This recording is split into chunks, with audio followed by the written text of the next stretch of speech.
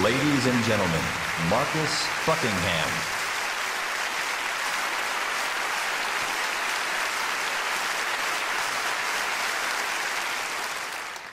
Well, welcome.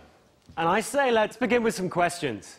And I don't know how self-assured you are, or how self-aware you are, or how self-reliant you are, but I'm going to bet my cotton socks that at one point in your life you've asked yourself these questions. Maybe you ask these questions of yourself every day. Questions like, am I really living up to my potential?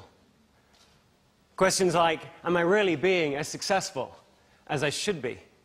And if I am I succeeding at the right things? That's always a good one, isn't it? And if I'm succeeding at the right things, how can I sustain and build and grow that success despite all the competing demands and craziness of my life? Or this one, this is always a tricky one. Am I really as good as I think I am? Maybe if they turned on all the lights, they'd find me out. Believe it or not, those are the questions that we're going to focus on in this time that we have here today. We are going to focus on those questions as far as we can, because those are the questions, I think, that really challenge us to answer the question underpinning them all, which is, how can I be lastingly successful? The answer to that question, of course, as with most questions, can be found by interviewing people that have done it.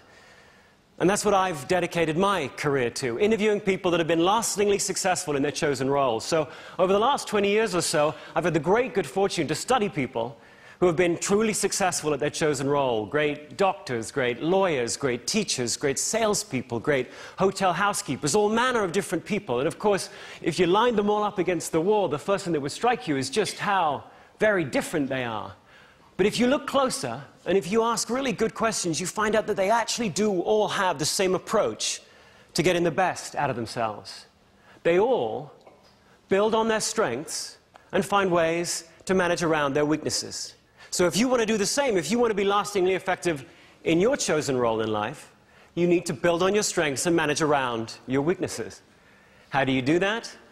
Well, frankly, the detail of that is the focus for this next book, Go Put Your Strengths to Work. But in simple terms, what it really means is, well, if you take a chap like me, growing up, I was always that kid who would ask questions like, well, why do we do it that way? Couldn't we do it this way? Shouldn't we do it that way? Why do we do it that way? Let's do it this way. Why do we do it that way? So I was annoying.